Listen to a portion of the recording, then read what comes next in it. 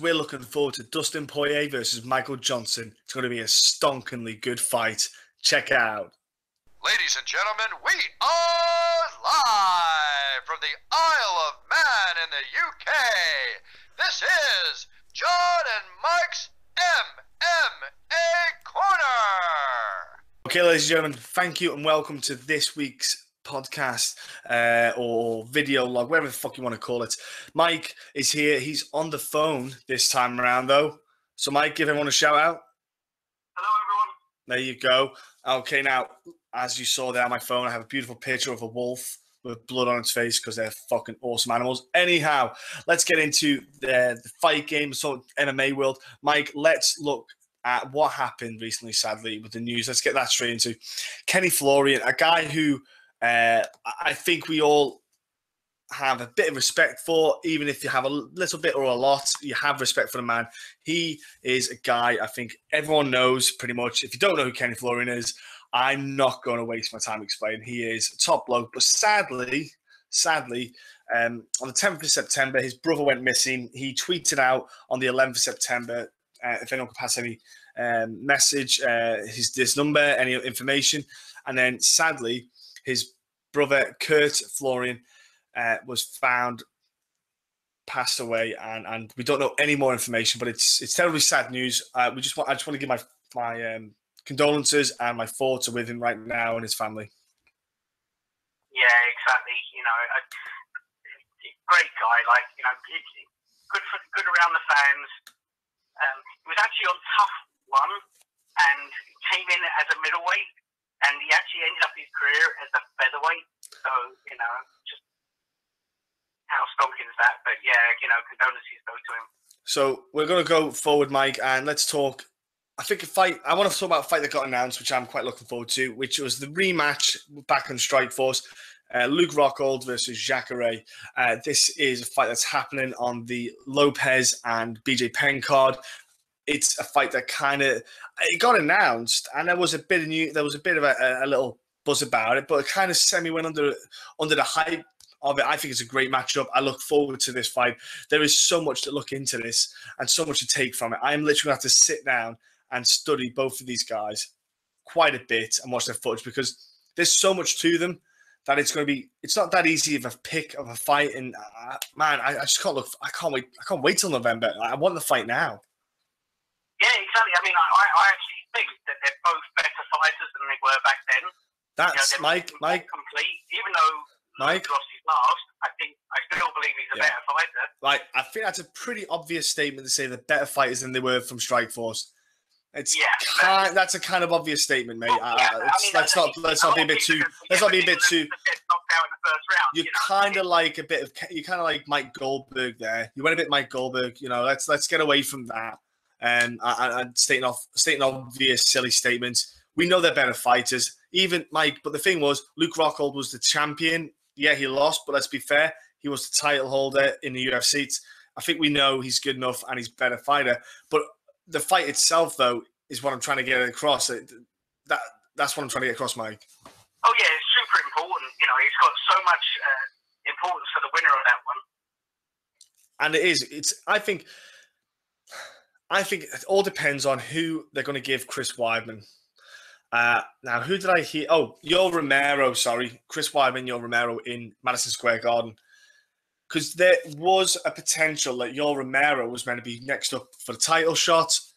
So if he fights Chris Weidman and he beats Chris Weidman, then he would probably get the title shot before Rockhold or the winner of Rockhold, Jacare. But if you're Weidman, no, this is a tough fight. It's a big fight. It's huge for Weidman. He has to win here. You know, Weidman's got to, pull it out and get that win. I think it's huge. I think it's a bigger fight for Weidman than it is for Yoel Romero. But Yoel Romero's not. I don't know what's going to happen with him performance-wise. But between the two, I don't think the winner of Jacare and Rockhold will probably get the title fight next. But then again, I believe they'll probably have one more, depending on. I mean, like we're talking about something where Chris is forever getting himself injured. So but the other thing, Mike, ones where if you win that, you never know. You might end up leapfrogging just by the way things turn out. I also think, Mike, though, if Michael Bisping were to lose to Dan Henderson, Dan Henderson retires, then you could do the winners of the Jacare and Rockhold and the Romero and Weidman. It's almost like a mini tournament, just in case of, And the other word is on the street, let's say the hippity hop kids, is that Anderson Silva is potentially in the works with Robert Whittaker, which, let's be honest, Robert Whittaker is flying at the moment. It is a fight that, if I think happened, I can get down with it. I think that it's not a bad fight to have in. It's not. I don't get that as hype. I don't get hyped up for Anderson Silva anywhere near I used to because of the behavior and the effort that he made in previous fights. The only fight, obviously, the Daniel Cormier fight where he stepped in on like a day's notice, and he had Daniel Cormier that liver shot, and if he could have stayed up, etc. But I was still a bit humming and hawing about that fight. I feel like saying how there might be a forum. Well, it's for. I think it. You kind of got to say it does. Age does catch up with you. It's impossible. Yeah, and it does seem to have catched up with him pretty big time. Yeah. And he didn't seem. I mean, don't get me wrong. I think he won a lot of fans back in that fight. Yeah. Against Steve, so it's good for him. Yeah. Because he wants to leave on a good note. But yeah. To be honest, I don't see him being around much longer. No, he's getting a lot of money. He's seen him. Grab every chance you can. Well, and the thing with Anderson Silva was he signed I think it was a 10-fight contract as well. So he knows the money's there. And if I'm Anderson Silva, I know I'm going to get paid, even if I'm on a fight night card or if I'm on a pay-per-view card. I'm getting a flat fee. I probably want to maybe just keep milking that cow and keep going until I can. Ride it and take it. And because he's got a family, we know he's got a big family. Paying for that family, I'm paying for their future as well. So I'm not going to begrudge him fighting at all. He has earned the right to do pretty much whatever he wants anyway. So look, I believe them sex pills aren't cheap either. No, they're not. And hey, look, the amount of kids he's having, but they definitely work. Let's go to and talk about some fights that are coming up then this weekend. Bellator have got a fight card on the weekend, which is it's got a couple of fights on that I'm probably going to be got a bit of semi-interesting. I want to see if Anastasia Yankova is that hype because Bellator are pushing her. I'm not saying they're pushing her because of aesthetic looks, but that's part of it. But she also is wanting to prove that she's a legitimate fighter. She said that before. She wants to say that I'm more than just what I look. I'm an actual fighter. She is fighting, like I say, on this Bellator card this weekend against Veta or Tegaga. I'll try and say it like that. That will do. But I just want to see the girls fight. I want to see Anastasia fight. And hopefully I want to see her get in a bit of a rough time and see how she comes out of it. Look, she's doing the kickboxing side and she's doing the MMA side. I want to see what she can do on the MMA side of things. If she can be a star for Bellator, they could absolutely start making a great market with her. Let's go to another fight on that fight card. Co-main event, Joe Warren, the man who he is the Bellator label. Let's say he is Bellator through and through. Shiawon Kakai is his opponent. It's not a big fight. It's not a huge fight. But for Joe Warren, he's not getting the title. He wants to get a title fight. He needs to probably win these fights that are ideal for him. But you know what? The thing with Bellator is they've got a pretty good 135, 145, and 155 isn't too bad either. The divisions, they've got some good fighters in there. I'm just curious to see if Joe Warren, how he approaches this fight, if he's got the right mindset to get back up to that title contention. He's a marketable fighter for Bellator. He's the guy through and through. And another fight then to look forward to is the main event. And I look forward to it because I want to see how Czech Congo approaches this Tony Johnson fight. Now, Tony Johnson is a guy, Mike, you will probably not have a clue about if I say his name to you. Does Tony Johnson ring any bells? Carry on. There we go. But the man himself has got one former and one current UFC fighter on his notch. He's beaten a former UFC title holder in Tim Sylvia, and he's beaten Derek Lewis. So the guy ain't no bum, let's be honest. Even if Tim Sylvia maybe was at the pinnacle of his career at the time, still Tim Sylvia is still that name. Czech Congo, you know, he probably wants that title shot. To be fair, he's won a couple of Bellator fights now. It's an easier division for him to get up there to get a title shot. I think if he can get this win, they'll probably push for that. Again, I would say who the Bellator champion is, but no one knows. Do they, Mike? Does anyone know who the Bellator champions are? Could you list all of them? Because I don't think anyone else could. No, I don't think Bellator could. No, I could mention a couple, but I couldn't sit there and give you the whole list of each weight class. No, you can't rattle through. Whereas you can do that with the UFC, you know. I could do it with a couple of different promotions, but Bellator's one that I don't, doesn't stick out to me who their champs are. Anyhow, that's the Bellator card this weekend. I would have asked Mike about it, but let's be honest, we're going to go to UFC, and I'm going to save you Mike, there. Let's go to the UFC card, Mike. Is there any fights? Right, you can't pick the main event, okay? I'm going to tell you that right now. You cannot pick the main event, Mike. No, okay. Well, obviously, super impressed with Beneil Mohammed in his last fight, coming in short notice against, come on, brains. The guy is called Alan Jouban, but it's all right, I'll help you. Yeah. Really gutsy, and as that fight wore on, he seems to get stronger and stronger, you know. And who's he fighting? He is fighting Augusto Montano or whatever. Montano, yeah. Yeah, well, no, I just like to see him, he's had time, for a full camp, and I just want to see how he does. He seemed to handle the moment really well in the last fight, You got Mike. Do you remember much about that fight then? Yeah. He pretty much got butchered in the first round. Yeah, he got dropped a handful of times in the fight. Yeah, I was kind of thinking, do you remember the fight? But in there, and then he started to come back and actually hurt. Yeah. He had Alan Jouban hurt in the third. But look, the fight, that fight's one definitely to pick out. It's definitely one that sticks out for me, just because Montano is the man. The last time he fought, he lost a decision in Mexico to the GOAT of the welterweight division, the best welterweight that's ever stepped foot, Cathal Pendred, of course, I'm talking about.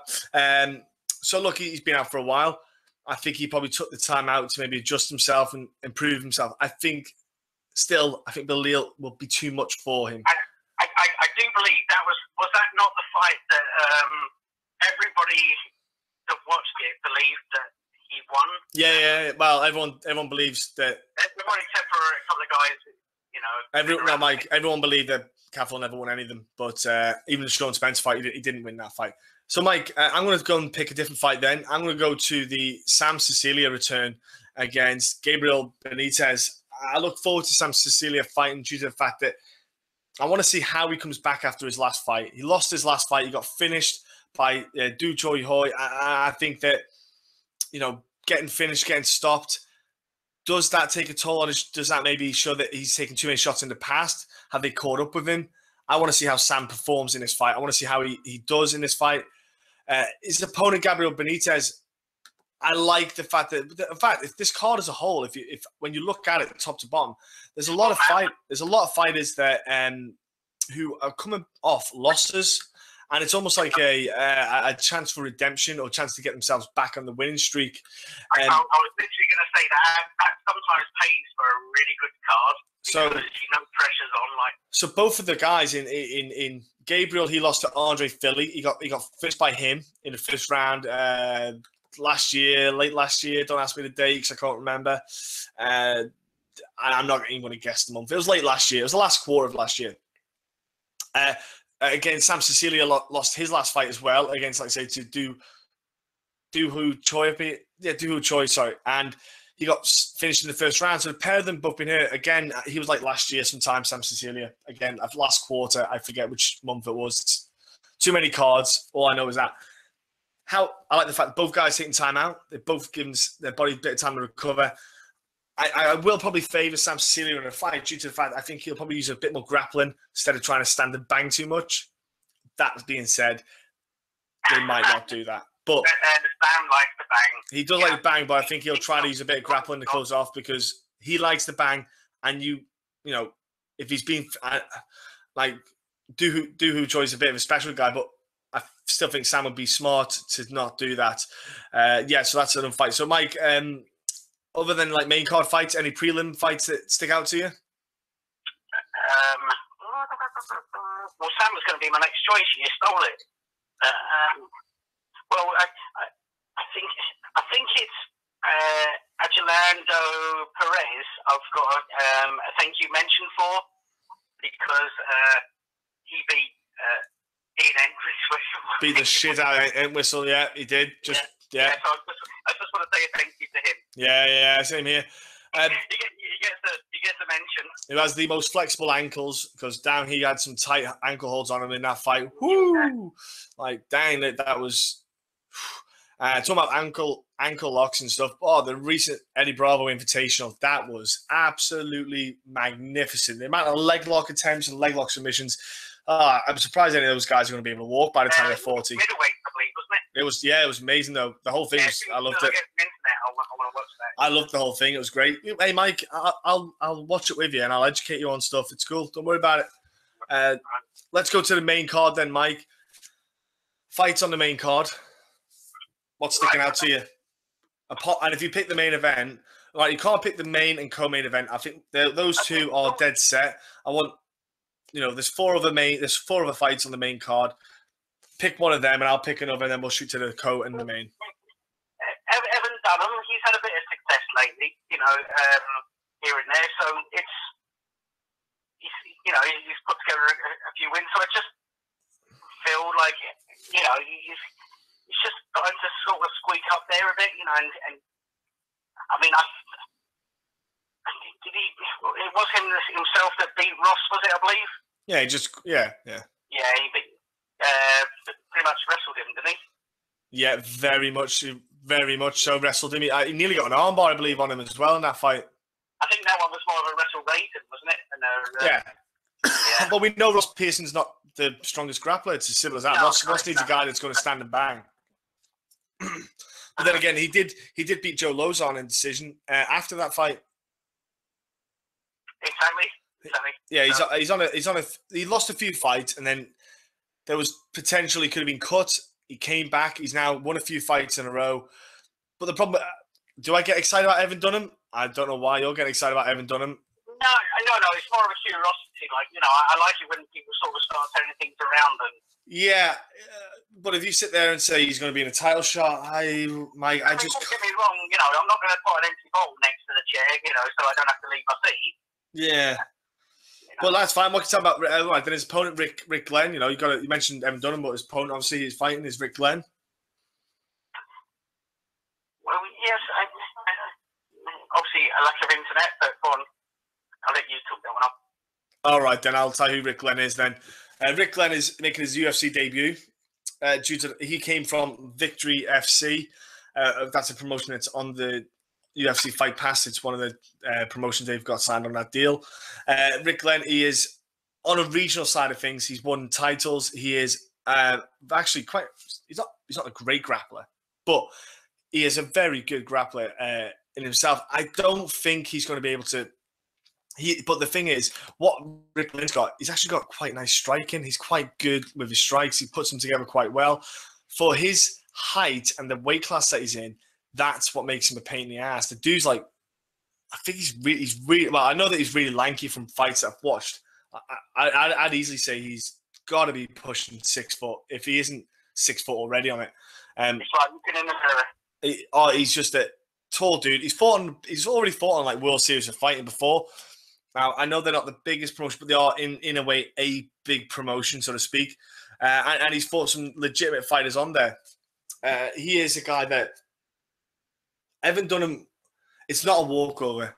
I'll put it that way. He could be a pain in the backside, but I just see Evan Dunham doing what Evan does. Grind you out, because Evan can take a crack. Evan will take a crack to get you down.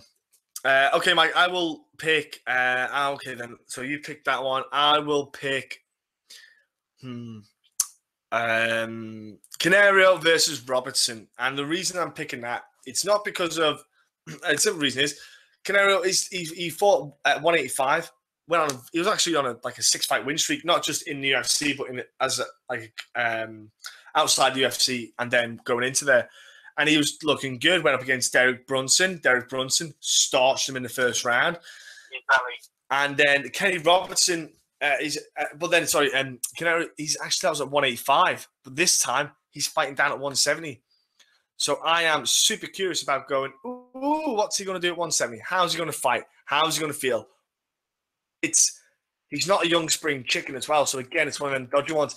But Kenny Robertson is another dude who lost recently to he lost to Ben Saunders. So you think to yourself, right, okay, another two dudes, both coming off losses. Again, that's what the card is. It's almost like guys have just got a chance. You know, they're both fighting off two guys who have lost. It's happening quite a bit on the card. I wonder how they're all going to come back on it, really. And it's a good card to have. I don't think it's not a superstar-studded card. You just had a pay-per-view. But all in all, it could actually produce some good fights. There is a handful of there are fights on there that are going to be absolutely crackers to watch. So, Mike, I'll save you any time now. I'll go to the co-main event for you, Mike. Derek Brunson versus Uriah Hall. Yes, so the big thing about that fight is which Uriah Hall turns up. Yeah, okay. That's the big question. Uriah Hall is potentially one of the he's got some fantastic skills. Yeah. But sometimes he turns up and you just wonder where they are, or you wonder where his motivation. You know, he just doesn't seem to pull the trigger. Yeah. Okay. That's why I've got to pick Derek Brunson in this fight. So performances-wise, though, what do you think about his latest performances? He lost his last, did he not? He lost to Robert Whittaker in a decision. Yeah, clearly not a fantastic result. And was it the fight before that, or two fights before that? I think he beat Gegard, didn't he? He beat Gegard Mousasi with that spinning, crazy wheel thing kick. Yeah, didn't he have I think he had a shit first round, but then he came back in the second round and knocked him out, didn't he? Well, it was a wild kick that Gegard kind of went to slip, but at the same time, it wasn't what he thought the kick was going to be. His head went into the foot. It wasn't like he was beating Gegard Mousasi. He was getting pushed against the cage, and he cracked Gegard in the head. And yeah, it was one of them ones where he just threw it, and it just caught Gegard Mousasi out. Yeah. Just spontaneity and randomness. If Gegard had been stood a yard further back, he would have been kicking thin air. You know, it was just one. It was a bit random. So yeah, tell me about Derek Brunson. Then you're picking Derek Brunson. Why are you picking Derek Brunson? Because you can say that, but he hasn't really put a foot wrong since the shit in the cage incident. Yeah. You know, which, let's be honest, that's not a terrible result. You know, all things considered. Yeah, well, what he's referring to, people, is the Yoel Romero fight that he had, and that's what he's referred to the Yoel Romero bout. So, yeah. So not a lot of people are out there really sort of handing Yoel Romero one. So that loss doesn't look so terrible now. He was winning. To be fair, he was winning the first round. I think it was about the first round. He was doing pretty well in that first round in that fight. Well, I think he's had one decision fight since then and 3 first-rounders. Yeah, he's finished. 3 have all been in the first. Yeah, but the thing with Derek Brunson is he's a powerful striker. He's starting to get a bit more fluid. He's getting a bit more fluid with his striking. And with Uriah Hall's the kind of guy, if you give him space, he will punish you. He is the quintessential guy that if you give him a bit of space and time, he'll punish you. But Derek Brunson, if he puts the pressure on you, starts to get close the gap down and just starts wailing on you, it is a nightmare to deal with. Derek Brunson is a hard man to deal with. And I think Uriah Hall is one of them guys who he's going to be always probably close to that top echelon in that top 5. But I just don't see him ever getting to that top 5. No, sometimes you've just got to gamble a little bit, and it just seems like there's been nights where he just doesn't want to go to the table. I just don't think he's as ferocious as people might think. Like, people might think back to the Ultimate Fighter when he finished with the spinning kick and stuff. I just feel that he might not be as ferocious as people might think. I think Derek Brunson is a dude who is going to go. He's had ferocious moments, but he hasn't really had ferocious fights. No. Let's go to the main event then, Mike. Michael Johnson, Dustin Poirier. Let's get your thoughts on them two dudes. Yeah, you gotta love this. Dustin Poirier, since he's gone back up, I mean, don't get me wrong, I've always been a fan of him, but me too. Like this going back up to lightweight, it just seems to have done him like the world of good. You know, he just seems like he beat Duffy and beat him handedly. You know, it's absolutely, yeah. You know, he's like it seems to have been the best move he's ever taken, and obviously, you know, he's got his work cut out here. But he's definitely in the fight, you know, and I'm super excited, you know, to see how he does. Michael Johnson doesn't really do much wrong. Mm-hmm. Okay, he came unstuck last time out, but he won the first. He was winning the. He was winning. He won pretty much most of the first round. It was only when he got clipped by Nate that it all turned around. Like, he was doing pretty well, to be fair. So I got a feeling it just feels like Nate got in his head. Well, no, he did. It was obvious. Yeah. And, but you know, like people say, oh, you know, the 5-game cycle is more psychological. Like, well, in that fight, it was clear to see. Yeah. Because it was just, you know, and then Nate was able to just play with him a bit. And we haven't seen Michael Johnson in a fight like that. You know, like normally he's doing much better. You know, and again, I pull that down to just being able to get in his head and just. So other than that fight, Mike, like obviously you're talking about that one moment. Let's just talk about Michael Johnson as a fighter in general, then performance-wise recently, prior to that and stuff like that as well. Well, give me some memory jokes. Oh, right, okay. I haven't got his record in front of me. So. Right. Okay, well, he fought Belal Muhammad before that. And before that, he fought Edson Barboza. He fought Melvin Gillard. But, look, he lost to Belal Dariush. Then he actually beat Edson Barboza. So it's one of them ones where he's not... But I was going to say, wasn't the Dariush fight very questionable? It was just a split decision, yeah. It was questionable. I probably think I did have it for Johnson. I think I did, off the top of my head, if it's the fight I'm thinking about. So okay. So obviously the records book showed that it was a loss, but maybe you could even say maybe a draw was the best result for that one. But who are you picking, Mike, in the fight then between Michael Johnson and Dustin Poirier? You know what? I'm going to go for Dustin. I really like him. You know, this stretch he's having at lightweight, I'm really enjoying it. You know, it's. I'm with you, Mike. I'm with you. I feel that his power in his hands and the fact that what Dustin Poirier does, ladies and gentlemen, as well, is that he switches his stances, but the straight that he throws from both orthodox and southpaw, I've got some nasty power in. Like, he's got this. He's not generating probably the same amount of power, but he can whip them straights out from both positions, from southpaw and orthodox, and he will crack you and it'll rock you. He's done it in recent fights where he's standing orthodox, he's thrown the combinations, cuts an angle, goes to southpaw, rips that straight from the other side, and it's doing just the same. It's just hurting people. The angles the guy's thrown when he's striking, he's missing some strikes. I think he still needs some work to clean up. And he also recently as well, especially in the Bobby Green fight, and what was the fight before that where he started swinging a bit crazy. He started swinging more than he should have. He fought he's the Swedish guy. In his fight beforehand. But what I'm trying to get the point across is when he's throwing his strikes, he's getting kind of that, what we call it is like touchline fever, so to speak. He's seen the finish, but rather than do the bit in the middle, he's jumping to that finish line and he's swinging. He's kind of loading up his shots. He's throwing his big strikes and over commits when he throws the strikes because he's trying to get that finish quick. And I can get that. I understand that. But what he needs to do a little bit more is compose himself when he has the guy in danger. Like, you can swarm someone, but just be a lot more technical and relaxed and just fluid about it. I just feel, that was it. It was dude who's coming to the UK to fight in the 204 card, Adriano Martins. He did it with him. Right. He was just a bit wild with the strikes when he has a guy hurt. I've noticed it a couple of times now. I just wish he would maybe just tighten that up a little bit. And especially, I'd love him to rip to that body a bit more. You know, when the guy's hurt, a lot of them just putting their hands up to their heads. Totally fine to do. Rip that body to open up that head. And I think he'd have a lot more success than just trying to swing at the head.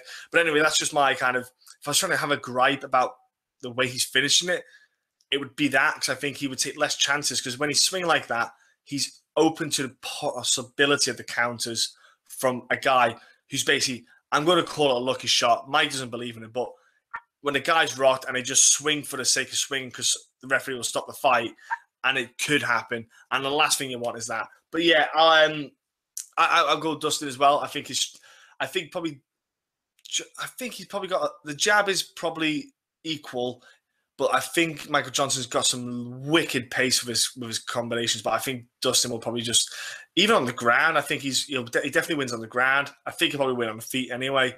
But yeah, I'm going with Dustin as well, Mike. Yeah, but you know what? It's a well-matched fight, you know. And the card, when you look through the card, you're right. I think this card could end up being a bit of a surprise. We could end up having some stonking fights on this card. And I'll be definitely tuning in to watch it. You can tune in as well, people. If you got UFC Fight Pass, it'll be on there, and you can watch it live. I'm sure Mike will be. Possibly not. I don't think that problem, folks. Ladies and gentlemen, please do like the video if you're watching it on video. If you listen to it, iTunes, SoundCloud, give it a like, comment. You know, give us your thoughts on anything that's happening in MMA. Also, if you don't mind sharing, that'd be fantastic. Thank you again for listening this week. We'll be back next week with more MMA chatter, let's say.